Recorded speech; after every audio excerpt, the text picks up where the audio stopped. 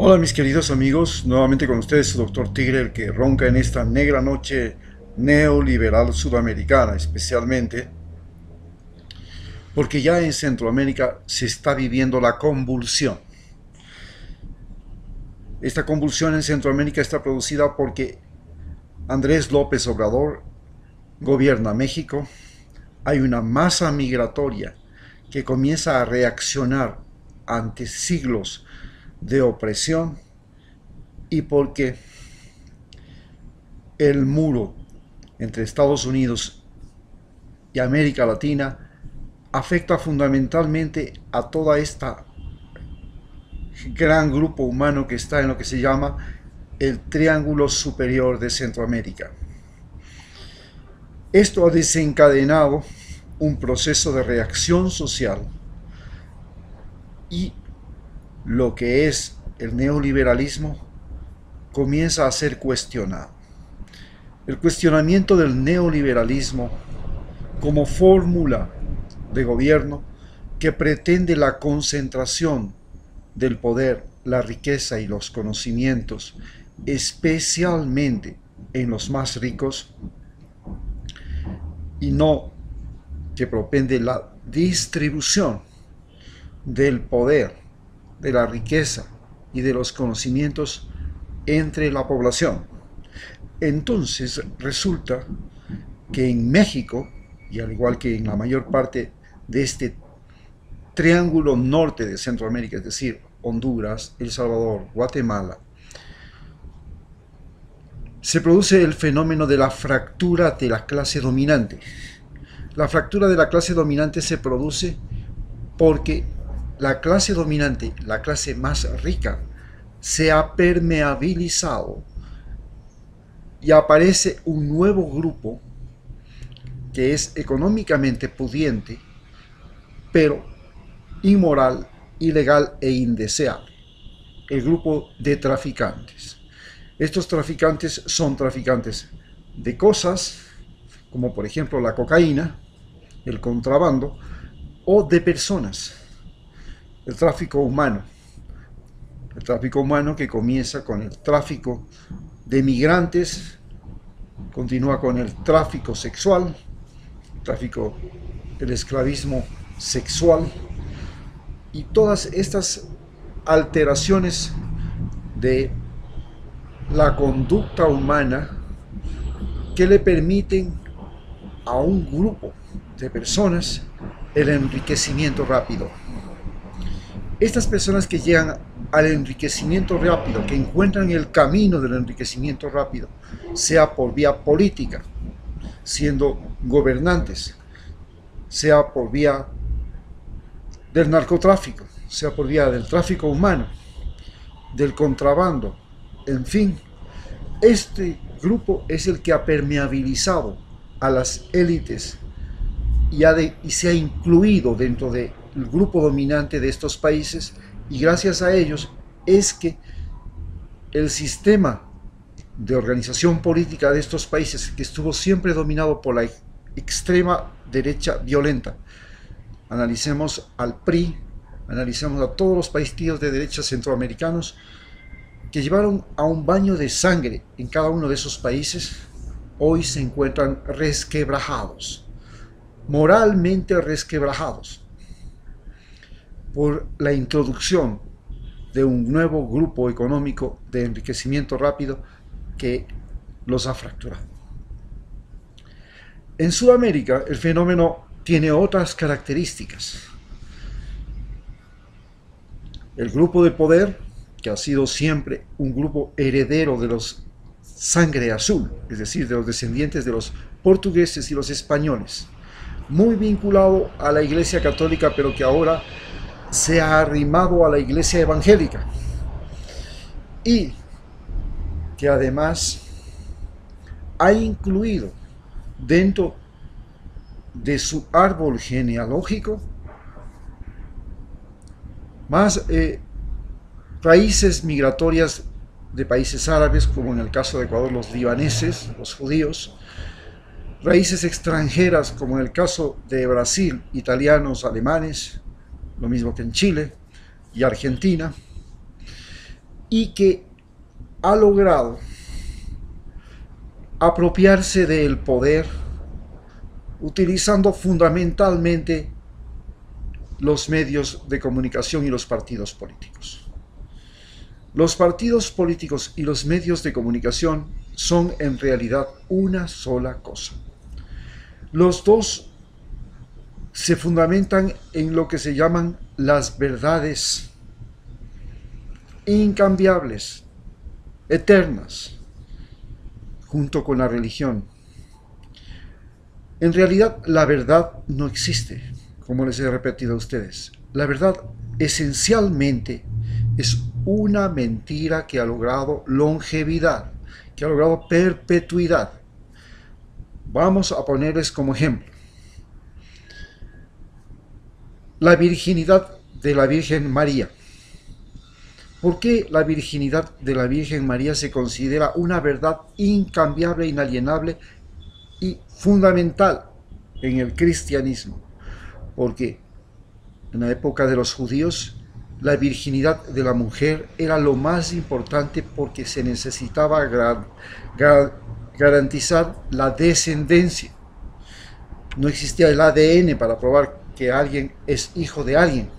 Y entonces la única forma de probar la descendencia era la virginidad.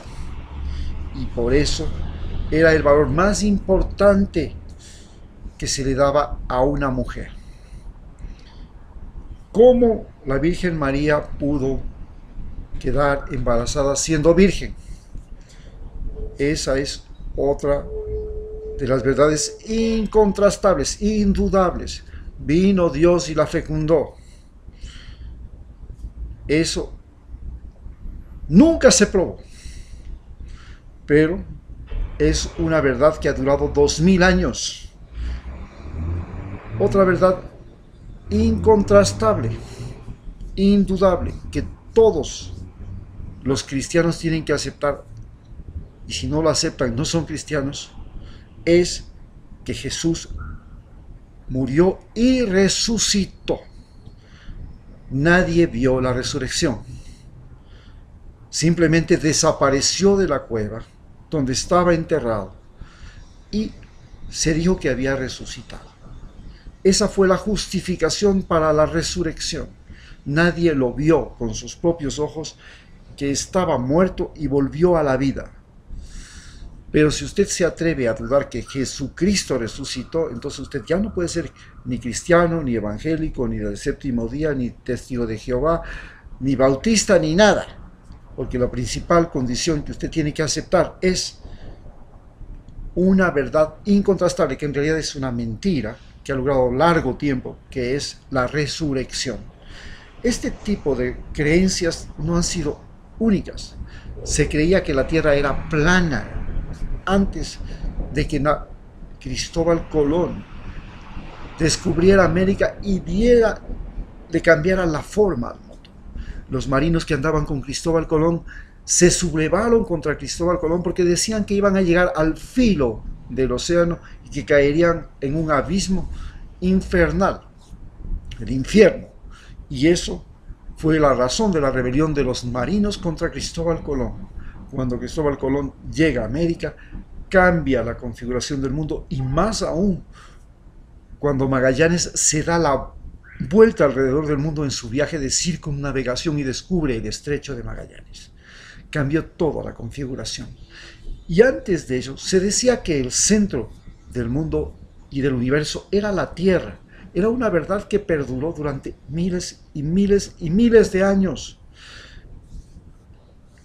Pero llegó Copérnico y cambió todo este concepto y los hizo ver que el Sol era el centro del sistema solar. Y fue peor cuando se descubrió ya el telescopio y se descubrió que habían las estrellas, que las estrellas tenían planetas y que eran una enormidad y que nosotros éramos una migaja en el universo. Por supuesto, todas estas verdades, entre comillas, son el fundamento de los partidos políticos, son el fundamento del periodismo. El periodismo en realidad no es una ciencia. El periodismo es, entre comillas, una interpretación de la realidad. Por tanto, es un arte, no es una ciencia. El arte es la interpretación de la realidad. Cuando nosotros oímos música, el músico oye los sonidos de la naturaleza, los combina y crea. Cuando un pintor pinta, él ve los colores, los mezcla y crea. El periodista es un artista que combina las informaciones que recibe y crea una verdad. Pero ustedes ya saben que la verdad es en realidad una mentira que ha logrado longevidad o mejor dicho, un punto de vista diferente completamente de lo que es el conocimiento. Pues bien, en este momento nos enfrentamos a un momento de elecciones. En este momento de elecciones, Rafael Correa y su lista 5 se enfrentan contra los individuos que manejan los medios de comunicación. El real partido con el que se enfrenta se llama el Partido de los Medios de Comunicación, que comprenden todos los partidos de oposición y que están vinculados con Lenin Moreno. Para ellos, lo más importante, entre comillas, es la verdad. Y la verdad es un punto de vista. Y ese punto de vista parte de un supuesto al que le dan una totalidad, la total convicción de que es real, de que es único, de que es incontrastable. Y es que no es posible que en 10 años, en un país donde la gente ha sido inmoral, ilegal e irracional en la mayor parte de su historia, desde la conquista de los incas hasta la fecha, no haya habido robos, y esos robos le denominan corrupción, y que cualquier presidente, no solo este, todos los anteriores han sido ladrones. Por eso todos los anteriores presidentes de Rafael Correa, todos han terminado con juicio. Porque no se concibe en Ecuador que un ecuatoriano pueda llegar a ser gobernante y pueda ser honesto. Y entonces, para ratificar eso, todos se agrupan porque no pueden admitir que haya un ser humano tan estúpido, tan antiecuatoriano, que pueda haber dejado todos los regalos que recibió, que superan más de 2 millones de dólares, en un museo en el Palacio de Gobierno, y no se los haya llevado como todos los presidentes anteriores lo hicieron. Este solo concepto, esta sola visión de un individuo que trata de demostrar que la honestidad sí puede vivir dentro de un ecuatoriano es inaceptable. Todos ellos se oponen a Rafael Correa y a su modelo de gobierno. Su modelo de gobierno se diferencia del gobierno de los otros gobiernos, en que los otros gobiernos procuran repetir fórmulas y caminos que les dieron pensando. Les dio pensando el Fondo Monetario Internacional, les dio pensando Europa, les dio pensando Norteamérica, les dio pensando, porque el Ecuador es un país donde la gente no piensa. Pensar es subversivo, es estúpido. Si usted trabaja en una empresa y piensa y da su opinión, usted está despedido, porque el jefe puede tolerar que usted sea un buen trabajador, y hasta sea un mal trabajador, pero no puede tolerar que usted que sea más inteligente que él. Muchas gracias.